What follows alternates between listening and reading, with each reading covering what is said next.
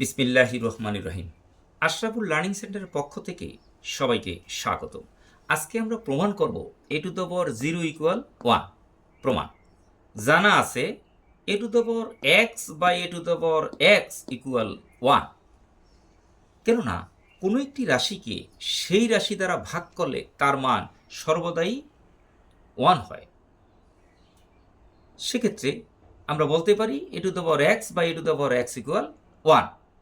এখন সূচকীয় নিয়ম অনুসারে যদি দুইটি রাশির একটিকে অপরটি দ্বারা ভাগ করা হয় এবং তাদের ভিত্তি যদি এক হয়, তাহলে একটি ভিত্তি লিখে উপরের পাওয়ার থেকে নিচের পাওয়ার মাইনাস হয়ে যায়।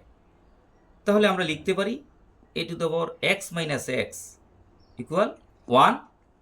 এক্স থেকে এক্স মাইনাস হলে তার মান হয় 0, সুতরাং a to the power 0 equal 1 প্রমাণিত। ধন্যবাদ সবাইকে।